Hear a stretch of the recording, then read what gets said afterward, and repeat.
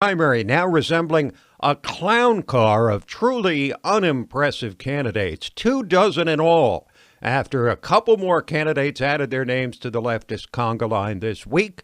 First, one of the most low-profile governors in the nation, Steve Bullock of Montana, and then one of the most high-profile mayors, Bill de Blasio of New York City. And honestly, there's so much bombast emanating from these presidential wannabes, we thought it would be nice of us, you're welcome, to cull through all of it and pick out the best or worst or most revealing of the bunch. Let's start with the back and forth about climate change between the radical left and frontrunner Joe Biden.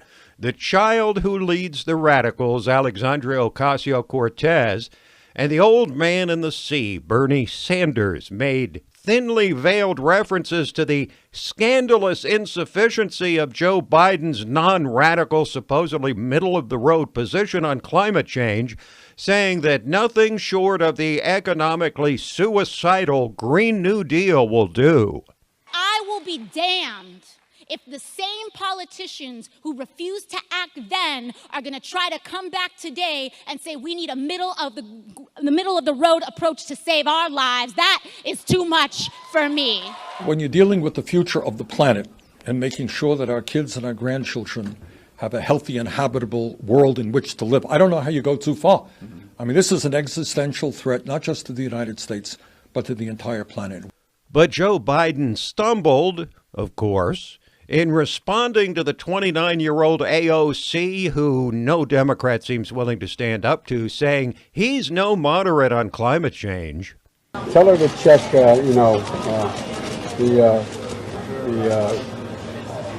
statements that I made and look at my record.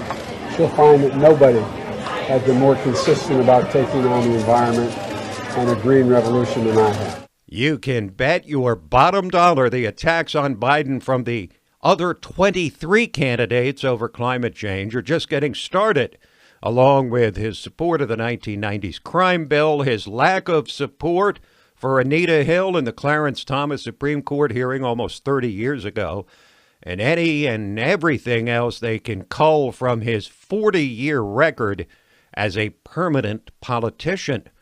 But Biden's lead just keeps growing. He's polling in the 30s with Bernie Sanders in the teens, the only other candidate with much of a pulse these days. So why are 24 candidates running for the Democratic nomination? It's actually getting kind of sad. Remember Beto O'Rourke, a.k.a. Robert Francis O'Rourke, who was a thing for about a week and has fallen almost entirely off the radar, perhaps because he keeps apologizing for being a privileged white man, as he did under the withering questioning of Meghan McCain on The View. You did a Vanity Fair cover to announce your campaign, and you said you were, quote, born to be in it. And you said you, quote, sometimes help raise your kids. These are things in my mind that a female candidate wouldn't be able to get away with. Do you have any regrets about launching on the cover of Vanity Fair? You're right. There are things that I have been privileged to do in my life that others cannot. And I think the more that I travel and listen to people and learn from them, the clearer that becomes to me. When you have 10 times the wealth in white America than you do in black America, the systematic foundational discrimination that we have in this country in every aspect of life is something that I have not experienced. Well, that is emblematic of how the Democrat primary seems to be one extended apology tour. A white man willing to denounce himself and apologize for his whiteness, maleness, and privilege. Several candidates saying we must apologize for slavery with reparations. Joe Biden apologizing for calling Vice President Pence a decent guy. But the saddest story of all may be Pocahontas, the fake Indian, Senator Elizabeth Warren, who thought she'd curry favor with the far left by refusing to accept an invitation to go on a town hall on Fox News, but then wound up getting lambasted for it by the goddesses on that show that serves as a rite of passage for Democrats running for president, The View. I think that it's being very dismissive of so many Americans for her not to go on Fox News. Fox News was the top basic cable network in April. It finished in 2018 as the most watched basic cable network for the third consecutive year among both primetime and total day viewers. I think there are a lot of real journalists there, like Chris Wallace, like Shep Smith. And I think if you want to be the president of the United States for everyone, then you need to speak to everyone. I kind of agree. Yes. And you know what? If you can't face the Fox audience, you can't face the U.S. It's that simple. Poor old Pocahontas. She just can't win for losing.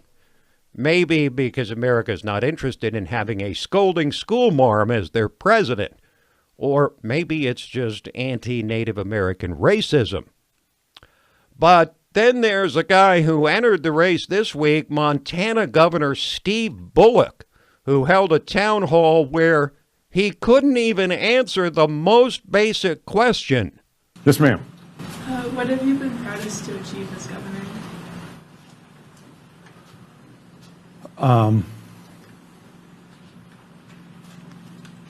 I am happy that hopefully my kids still know my most important job is being their dad. I think the things where, as governor, it's not like attorney general when you know you won or lost a case. Sometimes you won't have impacts for years. I can't name a single thing he's accomplished as governor. And the guy wants to be president.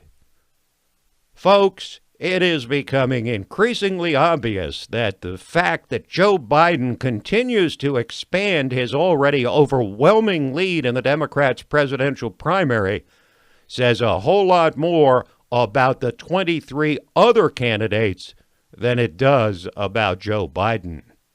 We'll break away for a moment and then come back with our exclusive interview with Stephen Moore.